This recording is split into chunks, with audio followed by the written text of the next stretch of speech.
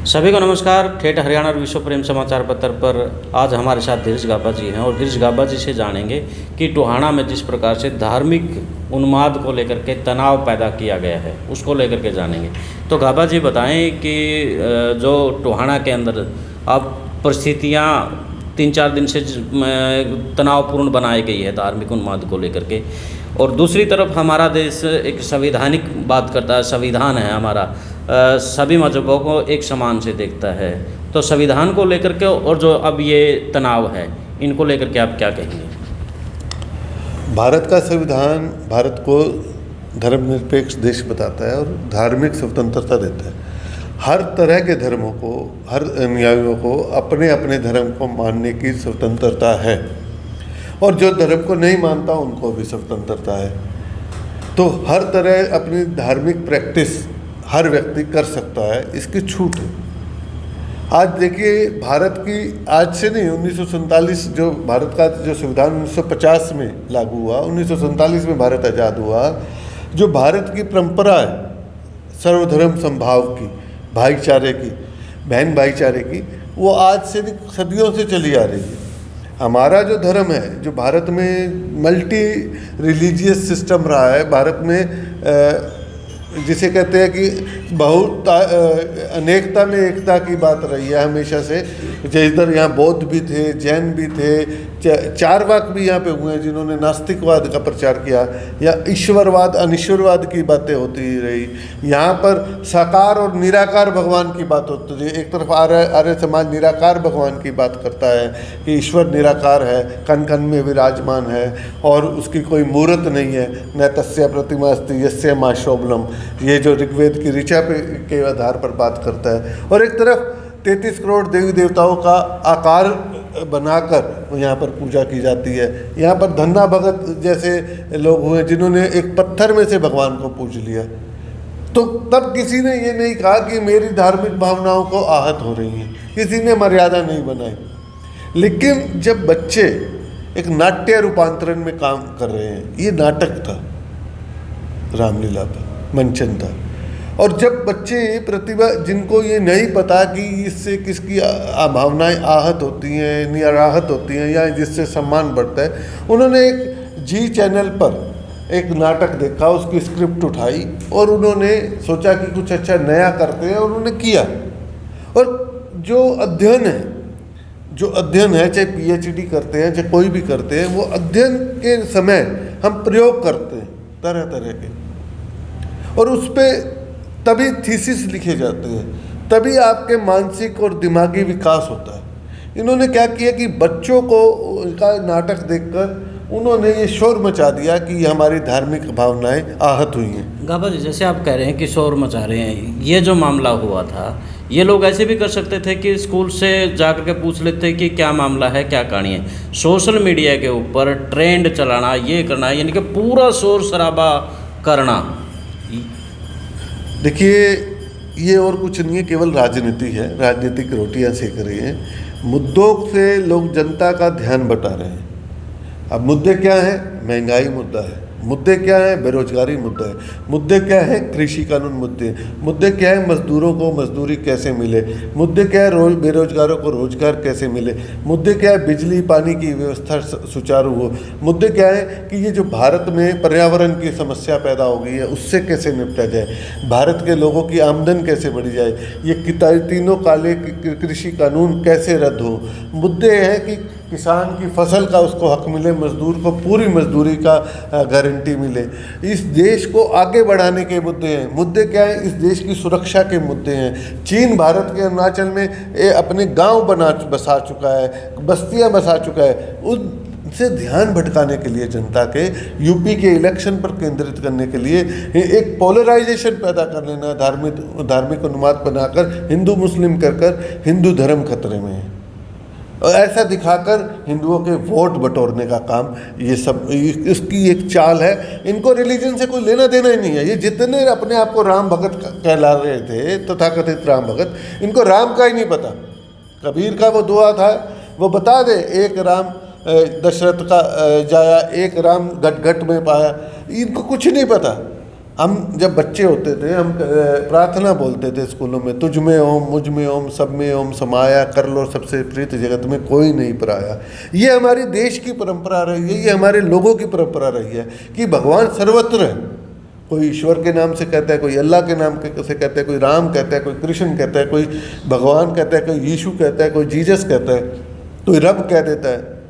तो आप जब ईश्वर सब जगह है, सर्वत्र है, तो ईश्वर का अपमान कौन कर सकता है? एक बात बताइए, ये कौन होते हैं उसके अपमान को बचाने वाले? ये बचा लेंगे?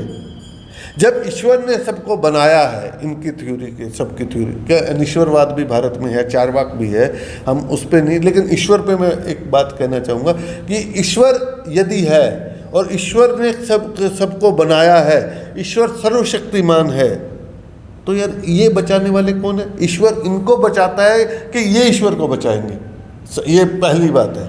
और ये जो बच्चों के अध्ययन है, उनका मानसिक बौद्धिक विकास हो रहा था, कुछ नयापन करने की, ठीक है उसमें कुछ कमियां थी, स्कूल में जाकर बात कर सकते थे, वो बैठ के बात की जा सकती थी। मैडम को भी यानी कि मंच के ऊपर माफ़ी मंगवाई, एक प्रकार से यानी कि उसका अपमान बार बार किया गया। एक तरफ ये लक्ष्मी की बात करते हैं दिवाली के पास महिलाओं को लेकर के, और दूसरी तरफ उन्हीं को इतना नीचता वो दिखाया जाता है।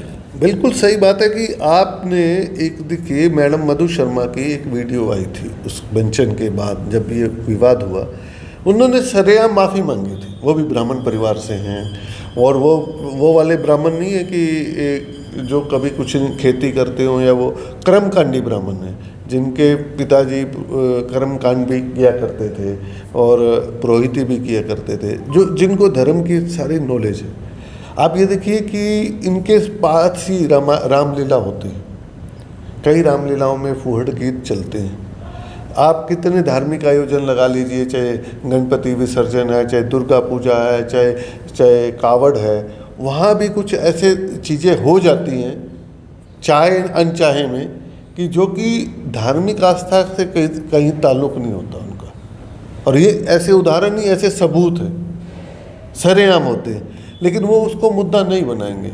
उनको ये मुद्दा दिखा कि आज यूपी के चुनाव हैं, आज 5 स्टेटों में चुनाव होने वाले हैं, आज उनको हरियाणा में जो उपचुनाव से जो इनको ऊर्जा मिली है, इसको बरकरार रखने के लिए, ये लोगों का भ्रम में स्थिति में लाने के लिए ये चीज़ें की जा रही हैं, ताकि आप मूल मुद्दों से हटकर आप इसी तरफ ले जाए। अगर ईश्वर पाना है तो वो धन्ना भगत की तरह एक पत्थर में भी मिल जाएगा, नहीं पाना आप चाहे जितने ड्रामे कर लो, आपसे कुछ नहीं होगा। ये बात सत्य है और इसी बात पर इनको कायम रहना चाहिए। और भारत में तो सभी धर्मों का मान सम्मान रहा। और गाबा जी, धर्म को लेकर के बात चली हुई है, तो थोड़ी सी धर्म की भी डेफिनेशन क्या है वो भी थोड़ा समझाएं।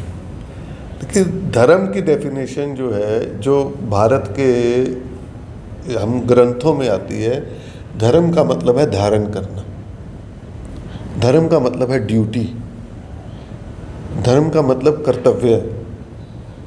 धारण करना क्या? सद्गुणों को धारण करना। नफरत को धारण करना कौन सा धर्म हो गया? वो अधर्म है।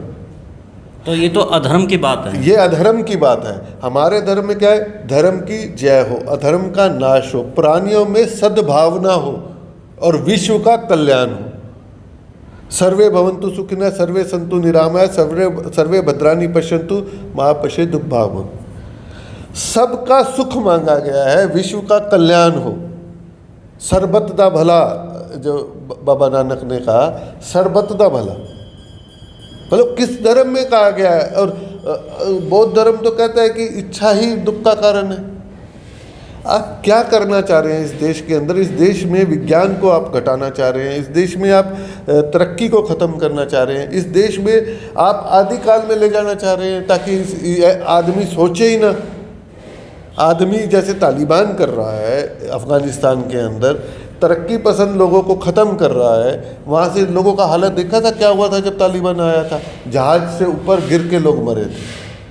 इस कट्टरता, इस दम घोटू सभ्यता बनाना चाहते हैं कि हमारी ही बात सत्य है, बाकी सब असत्य। देखिए, अरस्तु ने मौत पसंद कर ली थी, लेकिन वो सच से नहीं हुआ था। ऐसे धर्मांध लोग थे जो कहते थे पृथ्वी सूरज के चारों ओर चक्कर लगाती है। आज कहाँ है वो? विज्ञान ने सिद्ध किया ना। ऐसे धर्मान लोग थे जो कहते थे पृथ्वी चपटी है, उन्होंने कितने लोगों को मारा, कितने धर्म युद्ध हुए, ईसाइयों में, मुसलमानों में, यहूदियों में, क्या रिजल्ट निकला? कोई रिजल्ट निकला इसका? आज भी दंगे फसाद ये कर रहे हैं, मानवता के लिए ऊपर कलंक है। धर्म इंसान को इंसान बनाने के लिए है, इंसान को हैवान बनाने के लिए नहीं है, जानवर बनाने के लिए नहीं है। ये लोग आदमी को जानवर बना रहे हैं धर्म के नाम पर। धर्म जोड़ता है, तोड़ता नहीं है। तो गाबा जी, जिस तरह से यहाँ तनावपूर्ण स्थिति थी, यानी कि मैं ये कहूँगा कि एक तरफ से लोकतंत्र की हत्या हुई है क्योंकि हम धर्मनिरपेक्ष देश में आते हैं।